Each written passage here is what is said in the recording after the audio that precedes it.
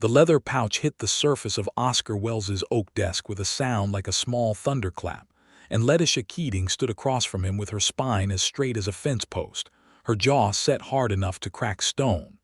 "That is $430, she said, her voice carrying no tremor, though everything inside her trembled like an aspen leaf in a high wind. "Every cent my brother owed you. Count it if you feel the need." Oscar Welles had not moved. He sat behind that desk in his study at the Diamond W Ranch, a man of perhaps 32 years, broad through the shoulders, with dark hair gone just slightly long from a stretch of hard work and no town visits. His eyes were the color of creek water under an overcast sky, and right now they were fixed on her face with an expression she could not fully read. Not contempt, not triumph, something else that made her more uncomfortable than either of those things would have. "Where did you get this money?" he asked. His voice was low, even the kind of voice that could calm a spooked horse or stop a barroom fight without raising itself. "That is none of your concern," Letitia said. "The debt is the debt. I am settling it." He leaned back slowly in his chair, and she watched his hands, which rested open on the arms of it, calloused and browned and entirely still. The study around her smelled of pipe tobacco and leather-bound ledgers and something clean underneath, like cedar. A brass oil lamp burned on the desk.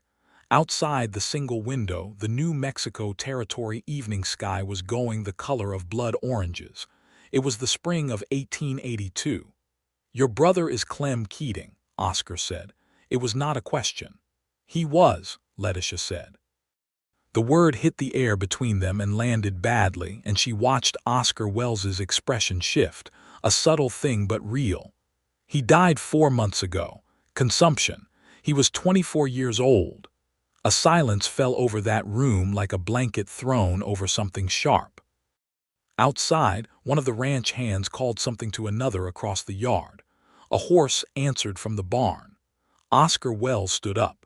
He was taller than she had expected, though she didn't know why she had expected anything particular. She had never met the man. She had only known him as the name at the bottom of a promissory note that her dying brother had pressed into her hands with tears running down the sides of his face into his pillow. "Letitia," he said, and the use of her given name without permission made something prickle across the back of her neck. "Clem didn't borrow money from me." She blinked. "I have the note. I have it right here." She reached into the pocket of her traveling dress, the dark green wool one she had worn on the 3-day stage journey from Albuquerque, and produced the folded paper. She opened it and held it out and read from it, even though she had long since memorized every word. $430, borrowed in good faith from Oscar Welles of the Diamond W Ranch, Colfax County, New Mexico Territory, to be repaid within 1 calendar year. Signed and dated Clement Keating, March the 8th, 1881. Oscar didn't look at the paper. He kept looking at her. "I know what that note says. I wrote it." She stared at him. "Then you know the debt." "What I know," he said carefully, moving around the desk, "is that your brother came to me in a desperate state last spring. He'd lost the money your family had set aside to bury your mother. Lost it at cards, and he was terrified to tell you. He was afraid you'd never forgive him." Oscar stopped 2 paces from her. "I gave him the money, yes, but it was never meant as a debt, Letitia. The note was his idea. He needed to feel like he had his dignity. I had no intention of collecting." The room seemed to tilt slightly. She had ridden 3 days on a jolting stagecoach with this money tucked against her ribs like a stone.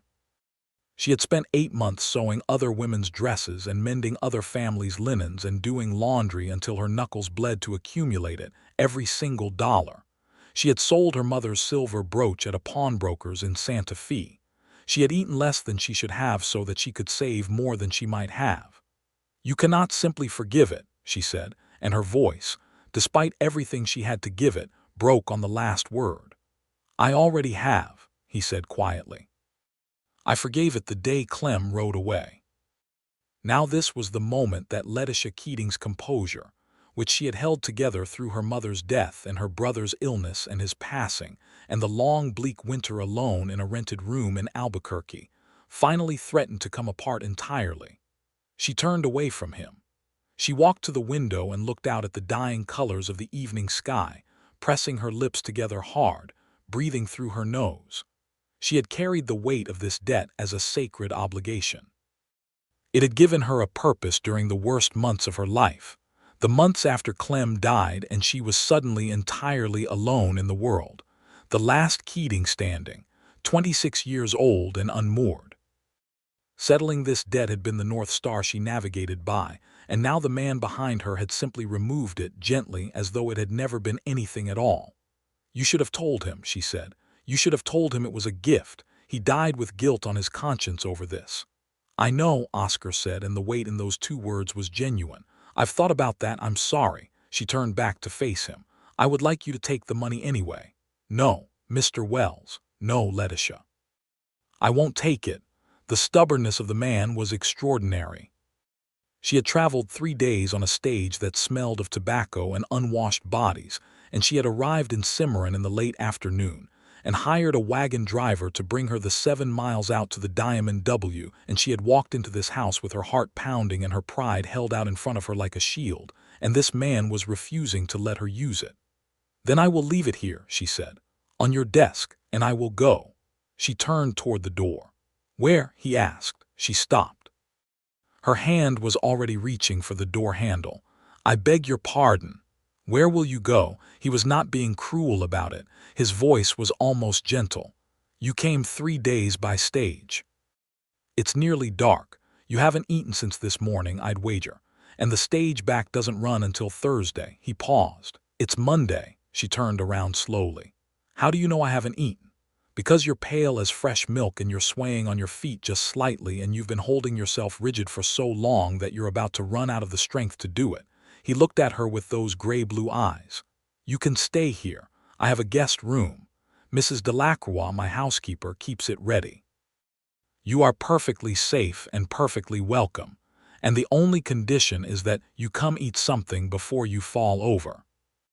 Letitia Keating, who had prided herself all her life on accepting help from no one if she could possibly avoid it, who had built her self-sufficiency into an armor she wore constantly, looked at this man who had just unraveled the purpose of her entire winter and felt something she could not name moving underneath the exhaustion and the grief. "I would like to wash my face first," she said. The ghost of something that might have been a smile passed across Oscar Wells's face. "Of course you would," he said. "Come on, I'll show you where." That first evening at the Diamond W, Letitia sat at the long kitchen table across from Oscar Wells while his housekeeper, Marguerite Delacroix, a stout French Creole woman from Louisiana who had somehow ended up in New Mexico territory and seemed perfectly comfortable about it, placed before them a supper of roasted lamb and corn bread and stewed apples, and said not a single unnecessary word, which Letitia appreciated. Oscar did not pepper her with questions. He asked once where she was from originally, and she told him Kansas, Dodge City in the beginning, and then Albuquerque when their father had decided the cattle business was done with him before he was done with it. He asked once what she did for work, and she told him seamstress.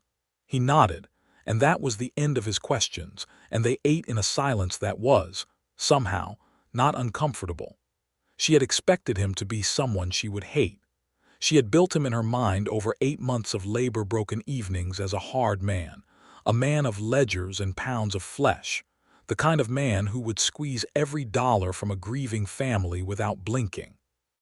She had prepared herself to meet that man and to hold her head high while handing over what he was owed, to deny him the satisfaction of seeing her suffer for it.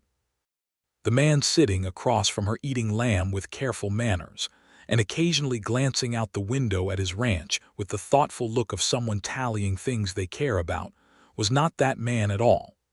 After supper, he walked her to the guest room, which was simply furnished but clean and smelled of lavender from a small bunch of dried flowers hung near the window. He lit the lamp for her and said good night and closed the door without another word. She lay in the dark for a long time, listening to the ranch settle around her, the creak of wood in the cooling air, the distant lowing of cattle, the wind across the flat land. She thought about Clem. She thought about how he must have ridden out here last March, proud and ashamed in equal measure, and how this man had given him money for their mother's burial without making it feel like charity by writing it up as a note. She thought about the hidden kindness in that, and how Clem had never told her because he had needed to believe he would pay it back. She thought about Oscar Wells's eyes, and she pressed that thought away firmly and went to sleep. In the morning, she woke to the sounds of a working ranch in full motion before sunrise. The horses, the men's voices, the rhythm of boots on hard ground. She dressed in the better of her two blouses, the ivory one with the small pearl buttons and her navy skirt, and found her way to the kitchen, where Marguerite Delacroix was already producing quantities of breakfast that suggested she was feeding a significant number of people. "Mr. Wells is in the east pasture," Marguerite said without being asked, setting a cup of coffee in front of Letitia with the precision of someone who had long since decided that no one in her kitchen would go without coffee. "He'll be back by 8. You eat," Letitia ate. The eggs were fresh and the coffee was strong, and there was a warmth to the kitchen that she hadn't felt in any room since her mother was alive and well enough to be in one. Oscar came in at 8:05, trailing two of his hands behind him on the porch, leaving their boots at the door, and he stopped when he saw her at the table, and something moved across his face that was quick and unguarded before he composed it again. He said good morning. She said good morning. Marguerite put food in front of everyone. At the table there were also two ranch hands, brothers named Pete and Arlo Birch, who were polite in the slightly baffled way of men who did not often eat breakfast with a woman who wasn't their relation, and a third man, an older fellow named Walt Greer, who was the foreman and who had the permanent squint of someone who had spent 30 years looking into the sun. "You're the Keating girl," Walt said, not unkindly. "Clem's sister." "I am," she said. "Sorry about Clem," Walt said. He was a good boy, terrible card player but good. She found she could smile at that. Yes, he really was terrible. Oscar watched her smile and looked away, and asked Walt about the condition of the fence line on the northern boundary. She had planned to spend Tuesday and Wednesday in what she thought of as polite captivity, waiting for Thursday's stage, keeping to herself, being neither a burden nor an imposition. What actually happened was different. By mid-morning of that first full day, she had, out of pure restless habit, found the small pile of mending that Marguerite kept in a basket near the sitting-room hearth, mostly the work shirts of the ranch hands that needed buttons replaced or seams repaired, and she had quietly taken it over. Marguerite watched her for about 3 minutes, handed her a better needle from her own sewing box without comment, and went back to her bread. Oscar found her there at noon when he came in from checking on a mare that had been running a slight fever. She was sitting in the good light by the south window with one of Pete Birch's shirts across her lap, her dark hair pinned up at the back of her neck, her expression the focused, peaceful one she only got when her hands were occupied with useful work. He stood in the doorway for a moment before she heard his boot on the floorboard. "You don't have to do that," he said. "I know," she said, not looking up from the button she was attaching. I have nothing else to do until Thursday and idle hands make me miserable." He leaned against the doorframe. "Were you always like this, or did circumstances make you this way?" She glanced up then. "A little of both, I think. My mother was this way. When she was worried or sad, she cooked or sewed. I took after her." She looked back down. "What about you, when you are worried or sad?" "I check fence lines," he said. She felt the curve of a smile at her mouth. "Then your fence lines must be very well maintained." There was a pause that felt like something being carefully set down between them, some acknowledgement that they were talking to each other and not just at each other, and that this was notable. "They are," he said. "Come eat something." She set the mending aside and followed him to the kitchen, and this time their silence at the table had the quality of ease in it, not effort.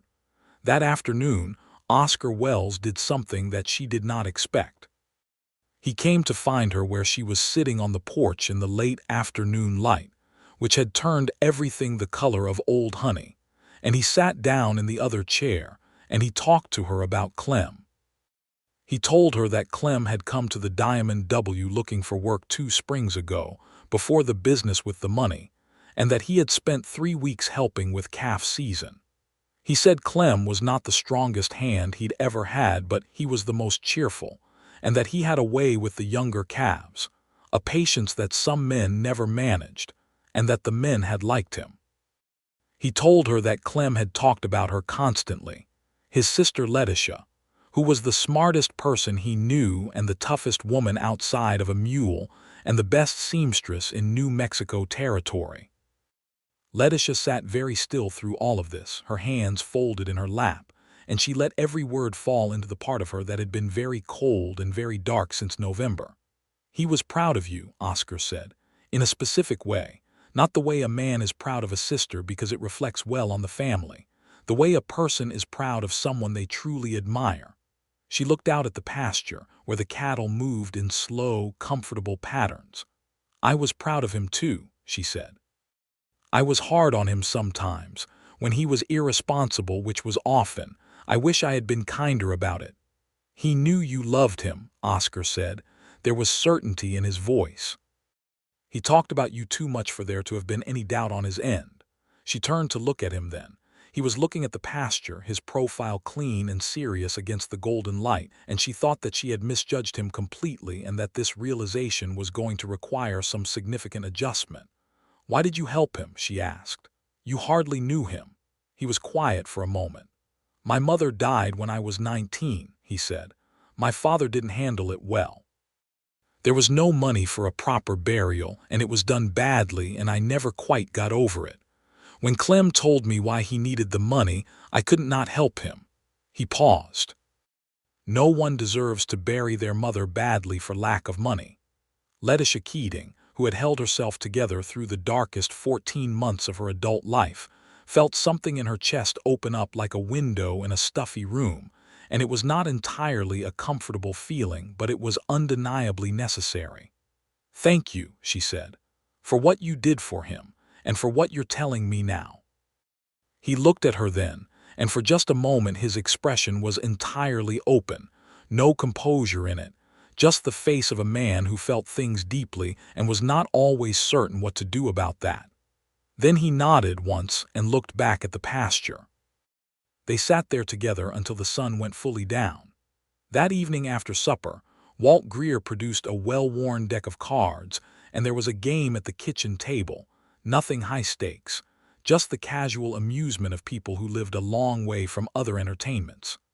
Letitia played, and she was good at it, which clearly surprised Pete and Arlo, who lost their small piles of matchsticks to her with expressions of affronted bewilderment. Oscar watched her across the table with something that had started to feel to Letitia like appreciation, and she did not entirely dislike being watched that way. Walt Greer, who missed very little, watched them both and said nothing, and refilled everyone's coffee. On Wednesday morning, Letitia woke early and could not go back to sleep. She dressed and went to the kitchen, which was empty because it was barely past 4 in the morning, and she made coffee because she knew where everything was by now, and she stood at the kitchen window looking out at the dark ranch yard under a sky absolutely crowded with stars. She was trying to be honest with herself, which was something she had always insisted on even when honesty was uncomfortable. And the honest truth of the thing was this. She had come here carrying a debt and a grief and a mission, and in less than 2 days this man had dismantled all three with a quietness and a genuine kindness that she was not prepared for. And now, she was standing in his kitchen at 4 in the morning feeling something she had not felt in years, possibly something she had not felt ever in quite this specific way, and she was leaving tomorrow. She heard the back door open and turned to find Oscar in the doorway, already dressed, pulling on a coat against the pre-dawn chill, and he stopped when he saw her. "Couldn't sleep," he said, not asking. "No," she agreed. He came in and poured himself a cup of her coffee and stood at the other end of the kitchen counter, and they looked at each other across the lamplit room. "You're leaving tomorrow," he said. "Yes. What will you go back to?" She considered being vague about it, but she was tired of vagueness and she had nothing left to be proud about in the way that required deception. "A rented room," she said. "My sewing work. I have a few regular clients. I get by." "Albuquerque." "Yes."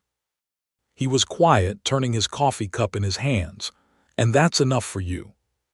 It was a question that went directly past the politeness of a polite inquiry and landed somewhere much more honest, and she answered it the same way. "I don't know," she said. "It was enough to focus on when I was working toward this." She gestured vaguely, meaning all of it: the debt, the journey, the purpose. "I don't know what it will feel like now." "Empty," he said. She looked at him. "Yes." He set his coffee cup down. He crossed his arms, looking at the floor for a moment, and she could see him deciding something. "I have a proposition," he said. "Not a dishonorable one," he added, with the slightly braced expression of a man who knows he is about to say something that could easily be misread. She waited. "I need a housekeeper," he said. "Marguerite's daughter in Santa Fe had a baby in February, her first, and she has been wanting to go help with her, and she's been staying out of loyalty to me, but she needs to go. I've been trying to figure out how to replace her, and I haven't managed it." He paused. "It would be a paid position, real wages. Your own room, your board, and you are clearly capable of the work." She was still looking at him. "You don't need a seamstress." "I need someone who can manage a house and doesn't go to pieces when things need managing," he said. "I don't particularly care what their previous work was." "This is charity," she said. "This is you being kind because you feel responsible for me somehow because of Clem." "It is not," he said, and there was something firm and almost irritated in his voice. "I don't hire people out of pity, Letitia. I hire people because I have work that needs doing. Ask Marguerite if you think I'm lying. Ask Walt. I am not a man who does things for performance." He picked up his coffee again. "But I won't beg you. If you don't want it, the offer dies here, and I'll find someone else, and you'll take the stage tomorrow, and that will be the end of it." She looked at him for a long time. She thought about her rented room in Albuquerque and the particular loneliness of it, the way the walls were always just slightly too close, the way she ate her suppers alone and heard the city outside her window and felt no connection to it whatsoever. She thought about this kitchen at 4 in the morning, warm and lamplit and smelling of coffee, and the stars outside the window, and this man standing across from her who had told her things about her dead brother that she would carry the rest of her life. She thought about the hidden danger in all of that, because she was not foolish and she was not blind, and she could feel the direction this was moving. "It would need to be strictly professional," she said. Something passed across his face. "Of course," he said, "and if it stops working, I leave with no awkwardness." "Agreed." She took a breath. "Then yes," she said, "I'll stay." He nodded, and she saw him release something, some tension in his shoulders. "Good," he said. "That's good." He picked up his coat from the hook by the door. "I'm going to check on that mare. There's bread from yesterday if you want it." And he went out into the dark, and she stood in the warm kitchen, and she thought, with a mixture of relief and considerable alarm, that she had just made a decision that was going to change everything. Marguerite Delacroix's departure for Santa Fe was accomplished 3 days later, after a period of brisk and remarkably efficient knowledge transfer in which Marguerite showed Letitia where everything was, told her what the men preferred to eat, explained the particular requirements of the larder and the garden and the linens, and expressed her views on how the kitchen should be run with the confidence of a general issuing final orders before a strategic withdrawal. Letitia absorbed all of it and asked good questions, and on the morning of her departure Marguerite pressed Letitia's hands between both of hers and said, in French-accented English, "You will do well here. You belong in this house."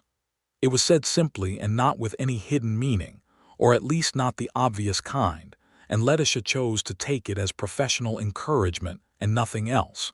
She settled into the work of the Diamond W with the efficiency and focus that she applied to everything. She was up before the hands. She had coffee made before Oscar came in from his first check of the horses.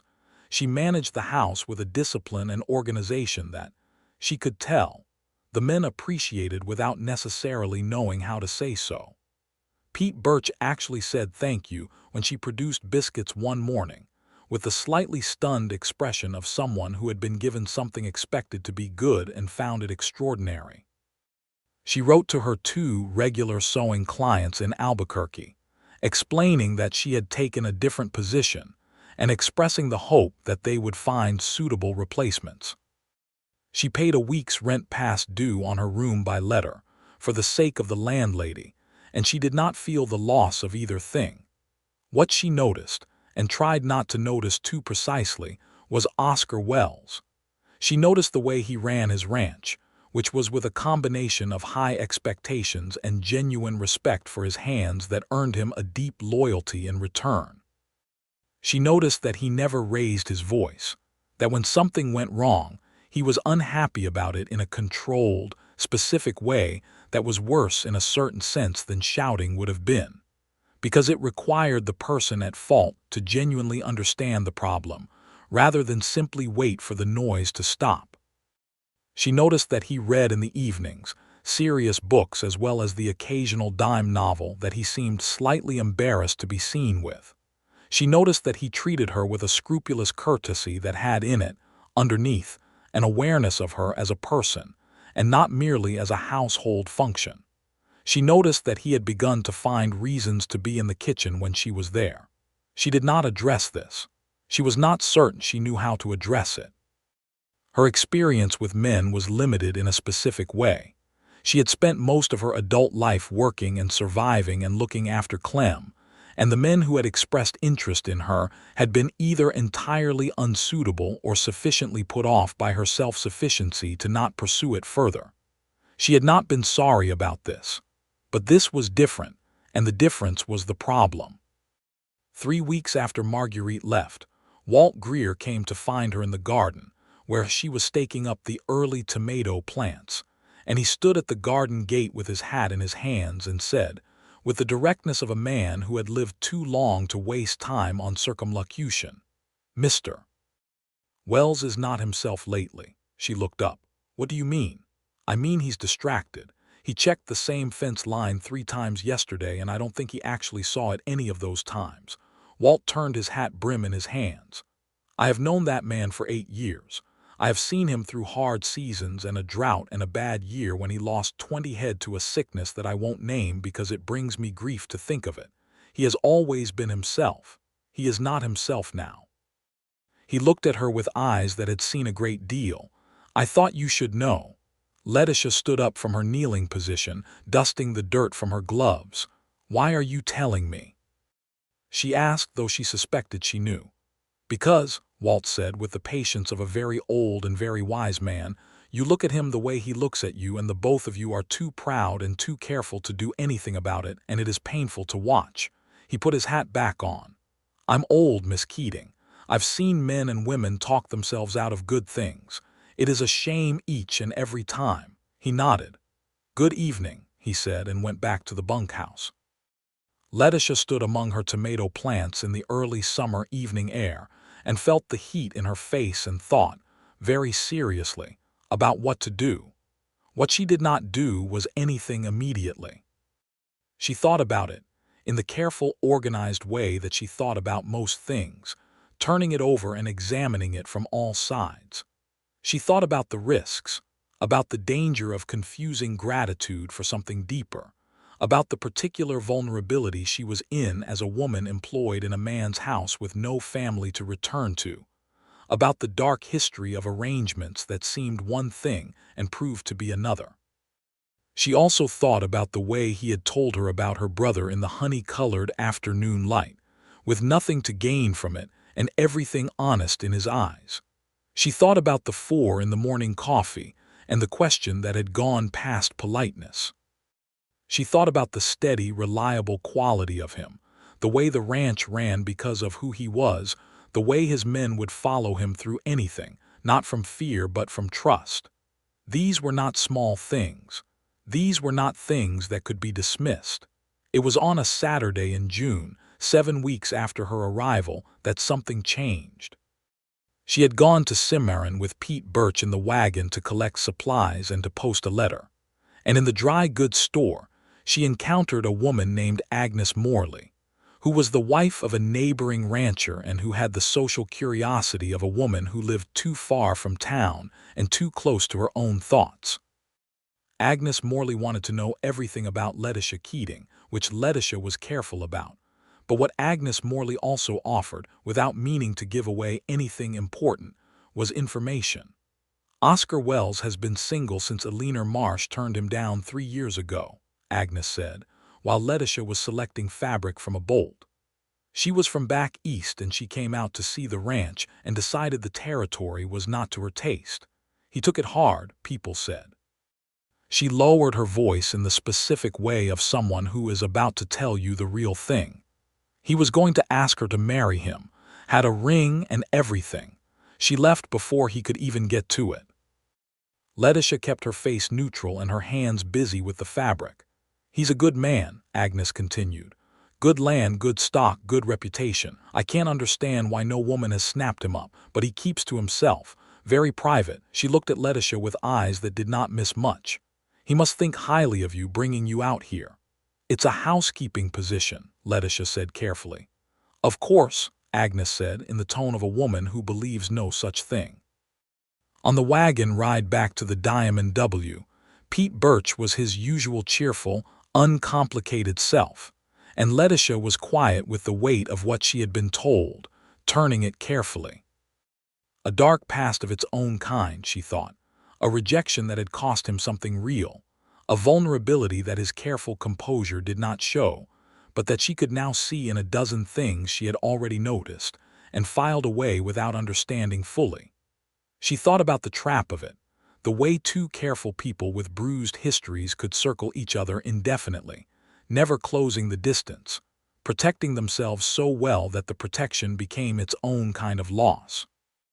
That evening, Oscar was on the porch when she brought out 2 cups of coffee after supper, which she had begun doing some evenings when it was pleasant enough and which had become a quiet, accepted ritual between them. She handed him his cup and sat in her chair and they looked out at the June evening together. Oscar, she said. He turned slightly toward her at the use of his given name.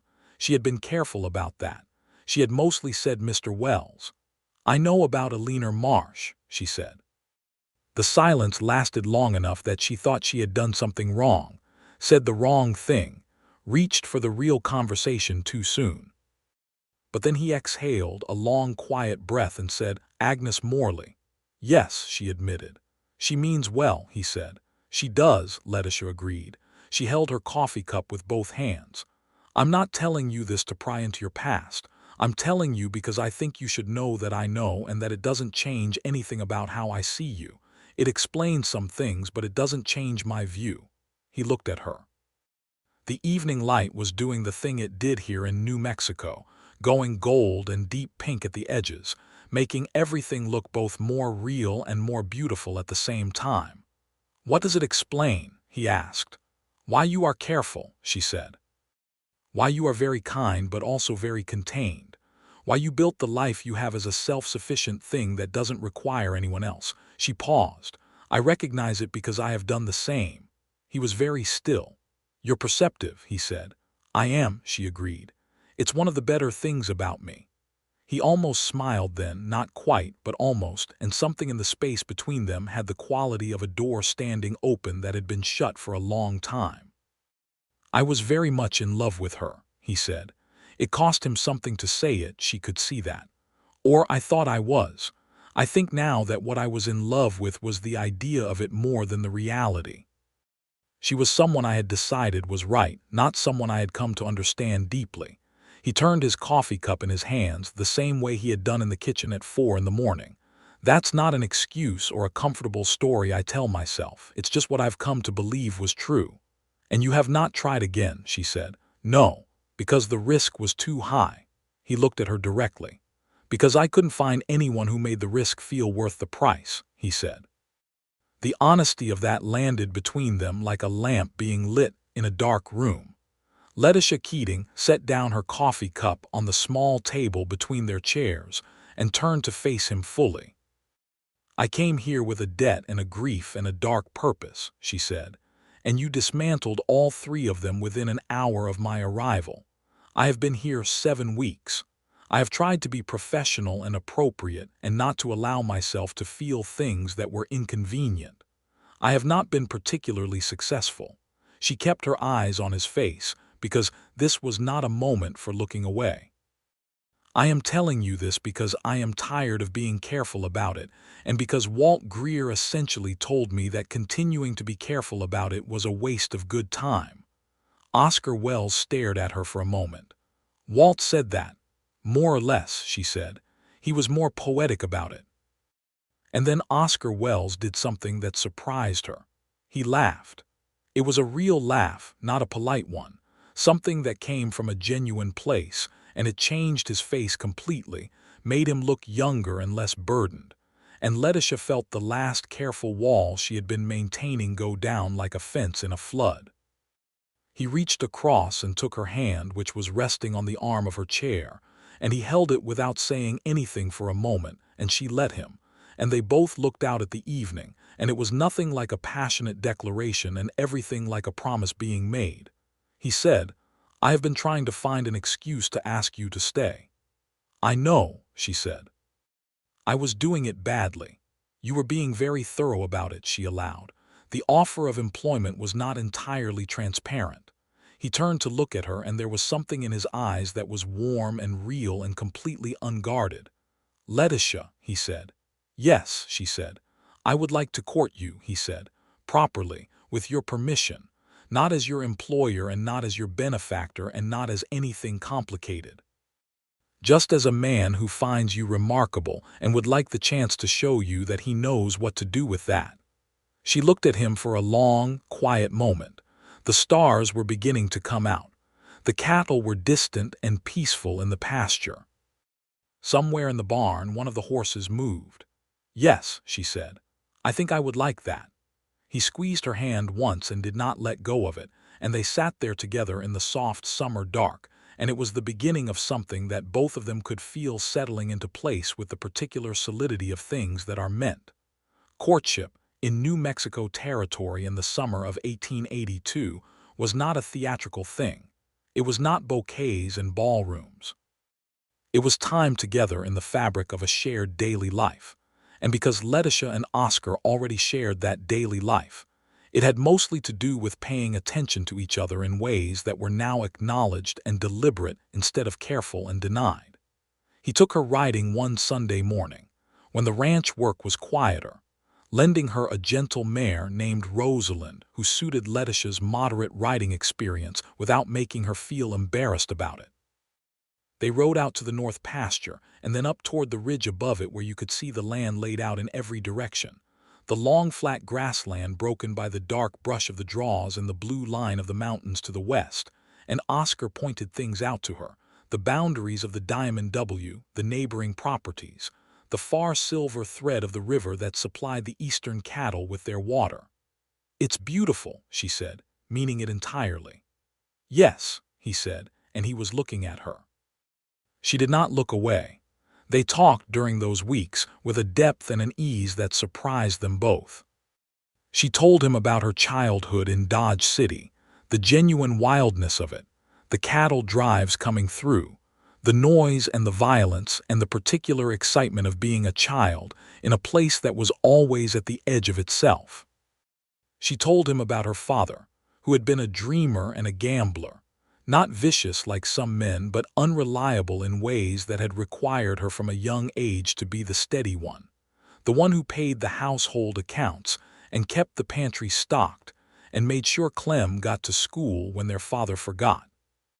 She told him about her mother, Letitia Keating, who had been gentle and loving and slightly overwhelmed by the world she'd ended up in, and who had made the best cornbread in Dodge City and sung to herself while she worked and died of fever in January of 1881, leaving Letitia and Clem alone with a father who had already been mostly absent for years. "Where is your father now?" Oscar asked one evening. "I don't know," she said, without bitterness. "He left for California in the fall of 1879. I had a letter from him in the spring of '80. Nothing since. He may be alive." She paused. "I have made my peace with it." Oscar told her about his own history, the farm in Missouri where he was born, the father who was stern and not unkind but not warm either, the decision at 19, after his mother died and the farm felt suddenly like a place with no future in it, to go west. He had worked cattle for 5 years, first as a hand and then as a trail boss, saving everything he earned with a discipline that had impressed men twice his age. He had bought the Diamond W land at 26 when the previous owner, a man named McAllister, decided the territory was working against him and sold cheap. He had built it up from a modest operation to a real ranch over the past 6 years, with Walt Greer beside him and the Birch brothers and a rotating cast of good men who passed through. "You did all of this alone," she said. "I had good help," he said, "and I had a clear idea of what I was building toward. It's easier to work hard when you know what you're working for." "And what were you working for?" she asked. He was quiet for a moment. "Something permanent," he said. "Something that would still be here in 50 years. Not just for me, for whoever comes after." She thought about that for a long time after he said it. In August, Oscar drove her to Cimarron for a Saturday of town, which served both the practical purposes of supplies and the social purpose of being seen together in the way that meant something in a small community. Agnes Morley, who was also in town, found them at the general store and practically radiated satisfaction, which Letitia found more endearing than she had expected. They had supper at the hotel dining room, which was the best table available in Cimarron, and it was a genuine pleasure to be clean and dressed in the good ivory blouse, and to sit across from Oscar in the lamplight and talk without the ranch around them for context. He wore a good coat and his best hat and had shaved that morning with the attention of someone who cares about the occasion, and he was, she thought, quietly and substantially handsome in the way that men are when their appearance reflects their character rather than being a performance separate from it. He asked her something over supper that she had been wondering when he would get to. "What do you want?" he said. "Not from me. From your life. If you could arrange it however you wanted, what would it look like?" She thought about it honestly. "A home," she said. "A real one. Not a rented room and not a situation that belongs to someone else. A place that is mine too. Work that I can be proud of and that serves people I care about." She met his eyes. "And not to be alone. I have been alone since Clem died and before that since my father left, and I am good at it but I don't prefer it." He nodded slowly. "I want to show you something when we get back," he said. "Not tonight, tomorrow maybe if you're willing." "What is it?" "The east section of the property," he said. "There's a site there I've been thinking about for a long time, a house site." He said it carefully, watching her. Bigger than the current house, somewhere that was planned for a family rather than one man and his ranch hands. She held his gaze. "Oscar." "I'm not proposing at supper," he said with a slight smile. "I'm just telling you that I've been thinking about it for a while now, and that what I'm thinking about includes you." She breathed carefully and said, "I think you should know that I have been thinking about it too." He reached across the table and covered her hand with his, and the dining room of the Cimarron Hotel continued around them, and neither of them said anything else on the subject that evening, but they didn't need to. The following Sunday he showed her the east section site, a slight natural rise above a spring-fed draw, with a view south toward the mountains and enough level ground for a proper house, and a good kitchen garden, and a yard where children could run. He had stakes in the ground from some previous survey, and he walked her through it pointing at the invisible architecture of what he imagined, the rooms, the porch, the barn separate from the house by a proper distance, and she stood in the tall grass in the August heat and looked at the mountains and thought about her mother's voice singing softly in a warm kitchen. "It's perfect," she said. He turned to her. He was not a man who made declarations easily or frequently, and she had come to understand that about him, that when he said something important he said it directly and without ornamentation because the ornamentation would feel dishonest to him, and she loved that about him, the fundamental honesty of how he communicated. "Letitia," he said, "I would like you to be here, not as my housekeeper, as my wife, if you are willing." She looked at him in the August sunlight on the hill above the spring-fed draw with the mountains to the south and the grass moving in the warm wind, and she felt Clem's voice somewhere behind her in the part of her that carried the dead, saying something like, "I knew you'd like him." "Yes," she said. "Oscar, yes." He crossed to her in 2 steps and took her face in his hands and kissed her. And it was the kind of kiss that is both a beginning and a completion. Something you realize you have been moving toward for a long time without knowing it. And she put her hands against his chest and felt his heartbeat and thought that she had come here to settle a debt and had ended up somewhere that she could not have imagined from any of the starting points of her life, and that it was more than she had known how to want. They were married in October of 1882 in Cimarron at the Methodist church there, which was small and had a slightly irregular bell that rang the hour slightly late but made up for it in enthusiasm. Walt Greer stood up with Oscar. Agnes Morley, who had apparently decided that she had a personal investment in this wedding, stood with Letitia. The Birch brothers and a number of the other ranch hands were in attendance, scrubbed clean and in their best clothes, and Pete Birch cried, which he would have denied under any form of questioning, but which everyone witnessed. Letitia wore a dress she had made herself, ivory lawn cotton with small blue flowers embroidered at the cuffs and neckline, which had taken her 3 weeks of evening work to complete and which was, she privately thought, the best thing she had ever sewn. Oscar, when he saw her walk through the church door on Walt's arm, looked at her with an expression of such uncomplicated love that she felt it in her hands and her throat and her chest all at once. The ceremony was short and genuine. The vows were the standard ones, but they said them to each other directly, looking at each other's faces, and the words felt particular and real, not recited but chosen. Afterward there was a celebration at the ranch, a proper one, with food enough for the entire community and music provided by a fiddler named Hector Salinas, who had a gift for finding the right tempo for any mood and who played until the stars were fully out. Agnes Morley danced with Walt Greer and clearly enjoyed it. The Birch brothers danced with each other for lack of other partners and were unself-conscious about it. Oscar danced with Letitia under the New Mexico stars, her hand in his hand and his arm around her and the warm night around them, and she put her head against his shoulder and thought about how much of life is the space between what you expect and what you receive. The winter of 1882 into 1883 was a good one at the Diamond W. Not easy, because the territory never offered easy, but good. The house was warm with the life inside it, with the daily work that Letitia continued because she was not someone who could be idle, and because she genuinely loved managing the household, and with the difference that Oscar's presence in it as her husband rather than her employer made, which was the difference between purpose and belonging.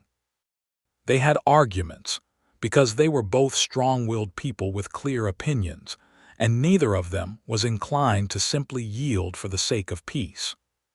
The arguments were about real things, about decisions regarding the ranch, about how much of the profits to reinvest versus set aside, about whether to take on 2 new hands in the spring, about the best route for the winter supply run.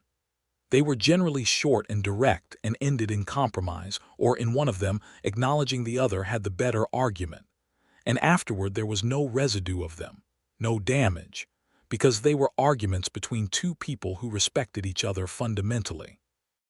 In February of 1883, Letitia told Oscar she was pregnant.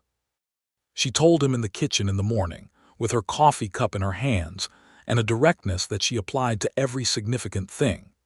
He looked at her across the table with an expression that cycled through several things rapidly, and landed on joy, genuine and complete, and he crossed to her and held her face in his hands the way he had on the hill in August and kissed her forehead and her cheek and said her name, just that, her name, in a way that meant everything.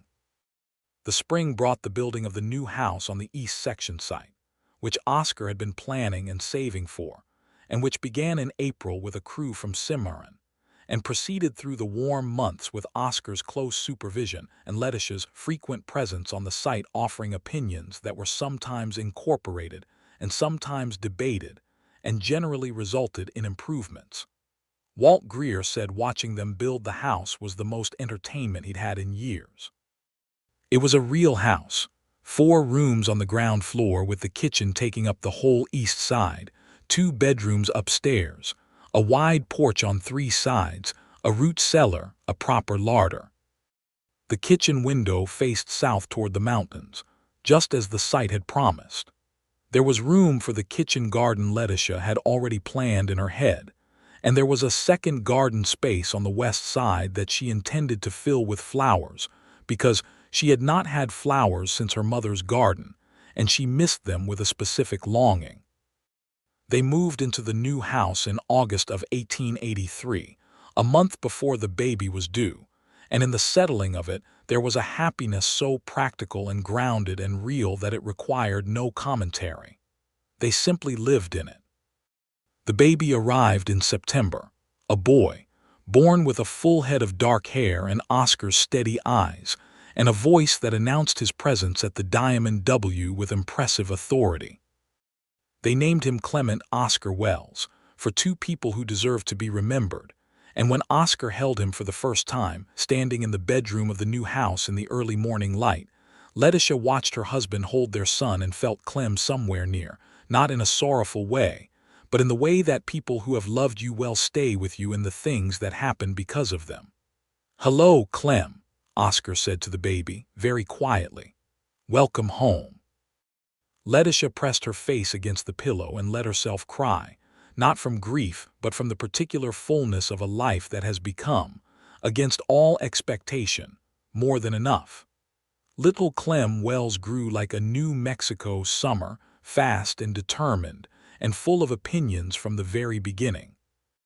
He had his father's composure, and his mother's stubbornness, and a curiosity about the world around him that had him crawling toward things he shouldn't reach and later toddling after the horses, with an earnestness that required constant supervision. Oscar watched his son with an expression that Letitia had never seen on any other face, a kind of wonder that never quite wore off into familiarity, as though every ordinary moment with the boy was remarkable. Life on the Diamond W in the years that followed was not without its difficulties.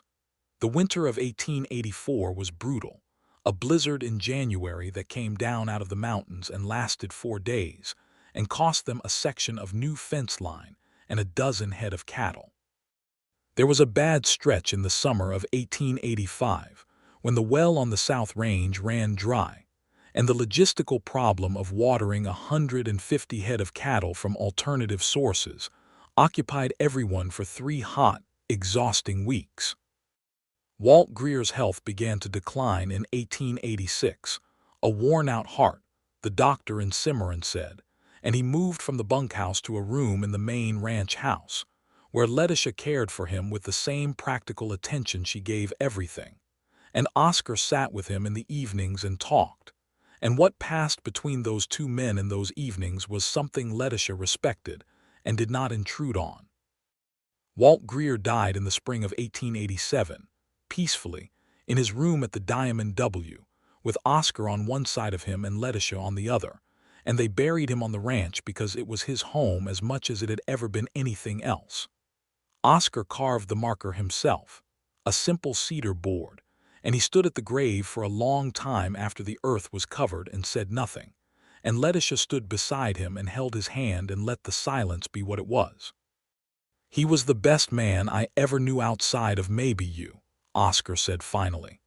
Letitia thought about the garden gate and the turned hat brim and the old man who had seen what they were too careful to admit to each other. "He was the reason we're standing here," she said quietly. Oscar looked at her. "He came to find me in the garden," she said, "about 3 weeks before I told you what I was feeling. He said he'd seen people talk themselves out of good things and it was a shame every time." She squeezed his hand. "He told me what I was doing without telling me what to do about it." Oscar was quiet for a moment. Then he said, "That sounds exactly like him." They stood there together a while longer, and then they walked back to the house where Clem was waiting with Arlo Birch, who had been watching him. The boy, now 3 years old and full of the particular bright energy of children who are deeply loved and thoroughly occupied, and life resumed its motion. In the autumn of 1887, the east garden that Letitia had planted with flowers was at its best, a riot of zinnias and marigolds, and the climbing roses she had ordered from a nursery in Denver that had taken 2 full seasons to establish, and were now growing up the south-facing wall of the house with an enthusiasm that bordered on ambition. She spent part of every fine morning in that garden, and little Clem came with her, ostensibly to help, actually to investigate every insect and seed pod and fallen petal with the scientific interest of a 4-year-old for whom the world was still endlessly new. One morning in October, Oscar found them there, Clem crouching in the marigolds examining a beetle with the intensity of a man examining a legal document, Letitia deadheading the zinnias with her sleeves rolled up and her hair come partly down from its pins, the way it always did by mid-morning. Oscar stopped at the garden gate, not going in, just watching them for a moment with his arms folded on the top rail. Letitia looked up and saw him and said, "What?" "Nothing," he said, "just looking." "You have that look," she said. "What look?" "The look that you get when you are feeling something that you are trying to decide how to express." He smiled, which was a thing he did more readily now than he had that first October evening 5 years ago, a smile that belonged to a man who had been properly happy for long enough that happiness had become natural to him. "I was thinking," he said, "about when you walked into my study with that leather pouch." She laughed. "Were you?" "I was thinking that of all the possible outcomes of that evening," he said, "this one would not have come close to occurring to me." She looked at her son, who had now picked up the beetle and was studying it from all angles. She looked at the flowers climbing the wall of the house they had built together. She looked at her husband leaning on the garden gate in the October morning sun. "No," she said, "not to me either." He came into the garden then, lifting the latch and stepping carefully around Clem's investigation of the beetle. And he put his arm around her shoulders and she leaned against him and looked at the mountains to the south, blue and distant and permanent. "I never thanked you," she said. "For what?" "For forgiving the debt," she said, "without being asked. You didn't have to write the note in the first place, and you certainly didn't have to forgive it, but you gave my brother his dignity when he needed it, and then you gave it back to me when I came here. I have never said thank you properly for that." He was quiet for a moment, his arm still around her. "You don't need to thank me for it," he said. "I know I don't need to," she said. "I want to." "There is a difference." He pulled her closer, and she felt the familiar solidity of him, the warmth and the steadiness that had been the defining quality of her life for the past 5 years. And she thought about the word home, and how it had meant a place to her before she came here, and now it meant a person, or a small number of people, and the place was only home because they were in it. "Mama," said Clem, looking up from his beetle with the urgency of a discovery that could not wait, "this beetle has 6 legs exactly, and also it tickles." "That is how beetles are made," Letitia said. "Papa," said Clem, looking at Oscar with the directness of a child who sees no obstacle between thought and speech, "can we have a dog?" Oscar looked at Letitia. "We have been having this conversation for 2 months," Letitia said. "I have told him that dogs are your decision." "A dog," Oscar said seriously to his son, "is a significant responsibility." "I am significantly responsible," Clem said with an air of unassailable certainty. Oscar looked at his son, 4 years old in the October garden with a beetle in his palm and his mother's dark hair and his father's serious eyes. He looked at Letitia, who was watching him with the expression that meant she found this amusing and was trying not to show it too obviously. "We'll go to town on Saturday," Oscar said, "and see what's available." Clem made a sound of pure triumph that startled the beetle into flight and sent the boy into a delighted pursuit of it through the marigolds. In the spring of 1888, the Diamond W acquired a brown and white dog of uncertain parentage named Captain, who was Clem's shadow from the first morning, and who had the easygoing confidence of a dog who knows he has landed well.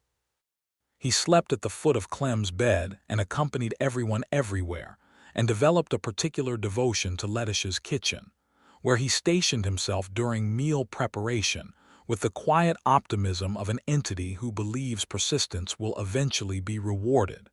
It was. Also in the spring of 1888, Letitia told Oscar she was pregnant again, this time in the garden rather than the kitchen, and he laughed aloud this time, a clear happy sound in the spring air, and then looked slightly abashed for having laughed at news that he should probably have received with more dignity. And she told him there was nothing wrong with his response, and kissed him thoroughly in the east garden among her climbing roses. The second baby arrived in November of 1888, another boy, red-faced and opinionated and healthy in every respect. They named him Walter Graham Wells, for the old foreman who had seen them clearly before they saw themselves, and Graham from Oscar's mother's family name, which had been a line running through the Missouri family for generations. Clem, 5 years old and earnest about his new role, appointed himself the baby's official guardian and escort, which primarily consisted of showing the baby every item of interest in the immediate environment, and providing a running commentary on the world that the baby received with the tolerant equanimity of infants. Oscar looked at his second son the way he had looked at his first, with that wonder that never wore off, and Letitia thought that some men were made for fatherhood with a naturalness that had nothing to do with performance and everything to do with who they were at the core, and she had been fortunate enough to choose one of them. The Diamond W continued to grow in those years, the herd expanding as the land supported it, new hands taken on as the work required. Pete Birch got married to a woman from Taos named Carmen who was small and fierce, and who became Letitia's friend, with the easy swiftness of two women who recognize each other's quality immediately. Arlo Birch remained contentedly single and was the best ranch hand in Colfax County, and seemed satisfied with this as a life arrangement. A new foreman was found, a man named Thomas Reyes who was Mexican-born and had worked cattle since he was 12, and who ran the Diamond W's operations with a competence and a pride that Walt Greer would have approved of heartily. Agnes Morley came to visit regularly, and never lost the slightly self-satisfied air of someone who had observed the beginning of something good, and felt entitled to a small share of credit for it. Letitia let her have it because it was harmless, and because Agnes was genuinely warm, and because the territory was large and friendships were valuable. In the evenings, after the boys were in bed and the ranch was settled for the night, Letitia and Oscar sat on their porch, the porch that faced south, toward the mountains. Sometimes they talked about the ranch, about the boys, about things they had read or heard or thought.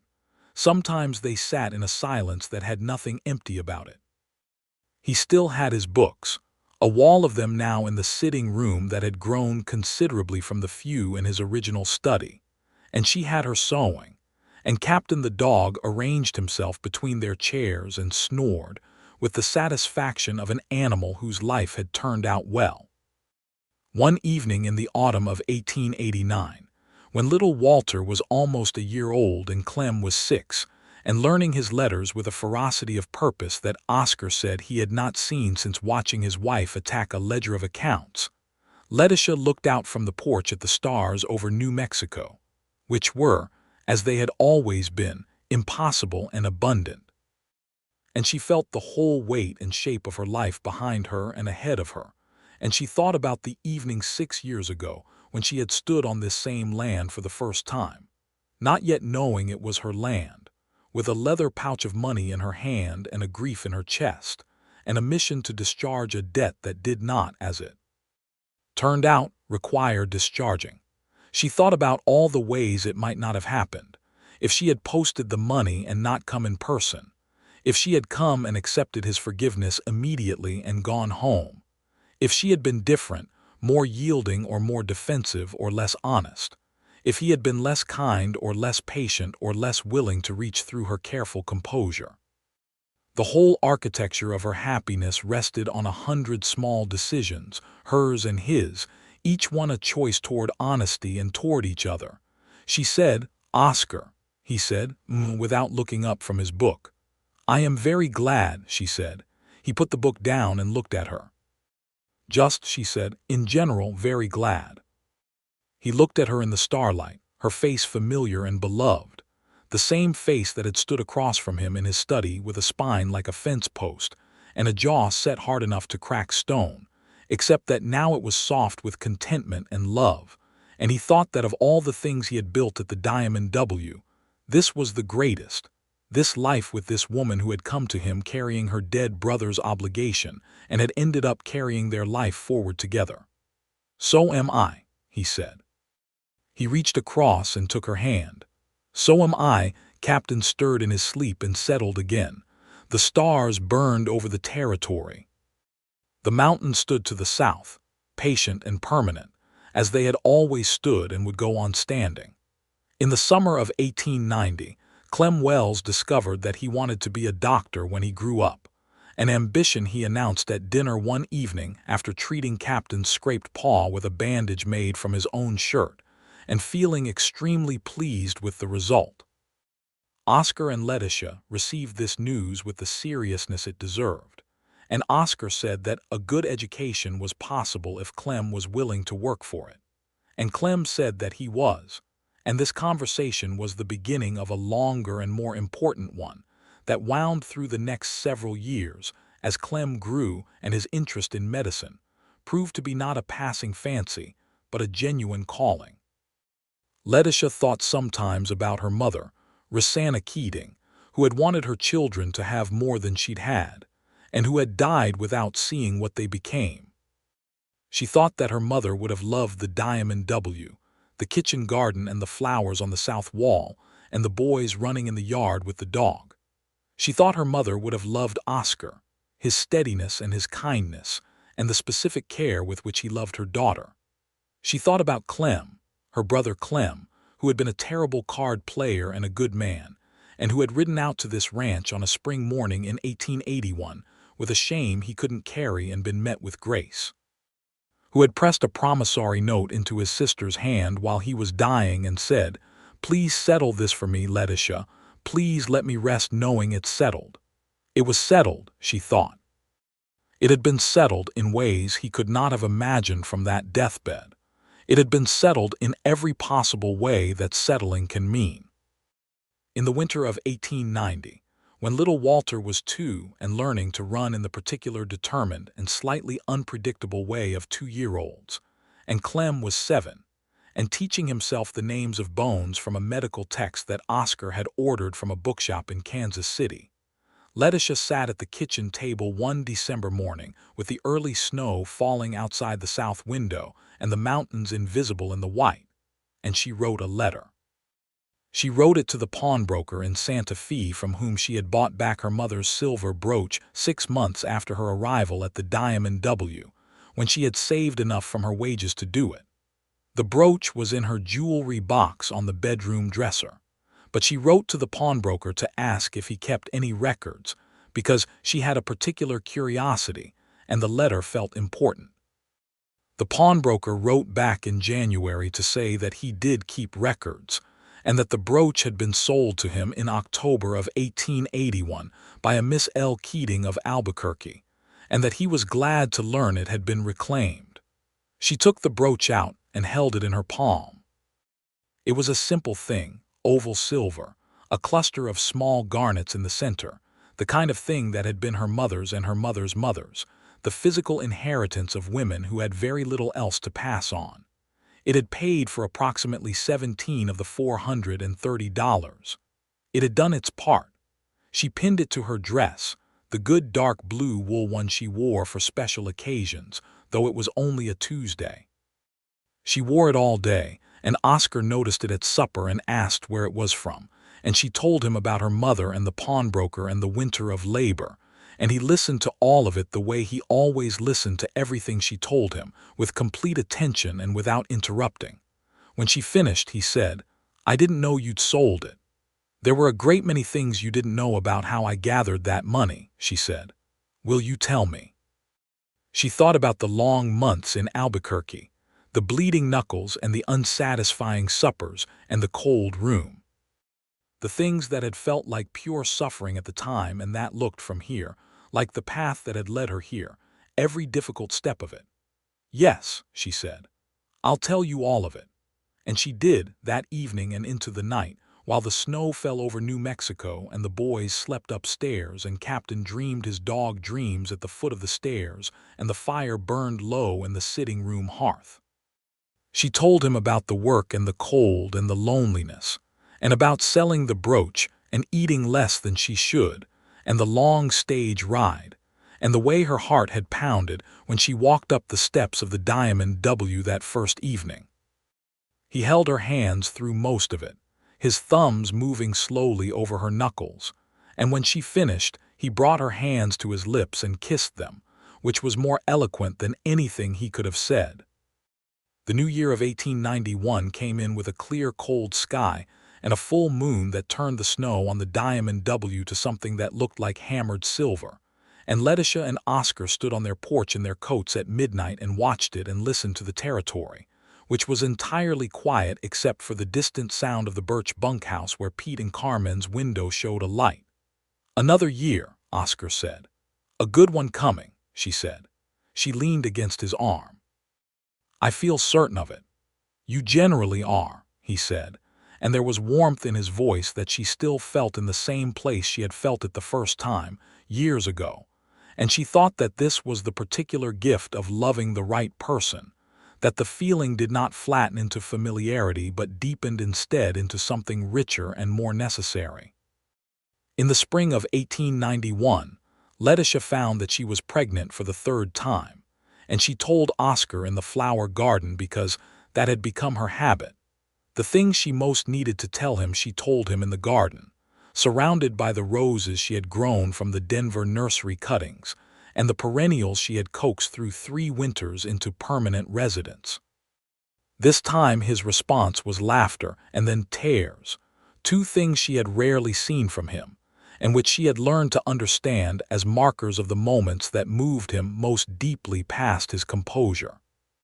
He held her in the garden and set her name into her hair, and Captain sat at the garden gate and watched them with the dignified interest of an old dog who had seen the family expand twice already, and had his own clear views on the subject. The third child arrived in December of 1891, just before Christmas, and she was a girl, dark-haired and bright-eyed and born, the doctor said, with the particular alertness of children who intend to pay close attention to the world.